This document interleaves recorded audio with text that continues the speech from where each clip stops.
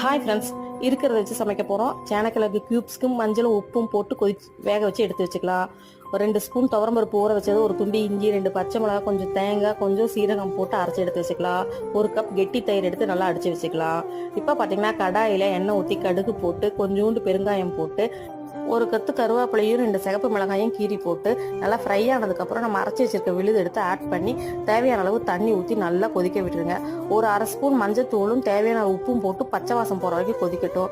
நம்ம வறுவலுக்கு சேனக்கிழங்கு வறுவலுக்கு என்ன பண்ண போகிறோம்னா, ஒரு கடாயில் 4 ஸ்பூன் எண்ணெய் ஊற்றி கடுகு போட்டு கடுகு பொரிஞ்சோடனே டைரெக்டாக வேக வச்சு வடிச்ச காயை எடுத்து உள்ளே ஆட் பண்ணிக்கலாம். இது கறி மசால் தூள் உப்பும் போட்டு சிம்லேயே வச்சு நல்லா கிறிஸ்பினஸ் வர வரைக்கும் வறுத்து எடுத்துக்கோங்க. இப்போ குழம்பு நல்லா கொதிச்சிருச்சு. இப்போ நம்ம தயிரை ஆட் பண்ணிக்கலாம். நல்லா கெட்டியான தயிரை அடித்து எடுத்து வச்சிருக்கோம் இல்லைங்களா, அதை ஆட் பண்ணி நல்லா கொதிக்க விடுங்க. ஒரு 2 கொதி வந்தால் போதும், அதிகம் கொதிக்க வேண்டாம். மல்லித்தலை தூவி இறக்குனீங்கன்னா சூப்பராக இருக்கும். மோர் குழம்புக்கும் சேனக்கிழங்கு சைட் டிஷ் எப்படி இருக்குன்னு செஞ்சு பார்த்துட்டு சொல்லுங்கள். மறக்காமல் சேனலை சப்ஸ்கிரைப் பண்ணிடுங்க.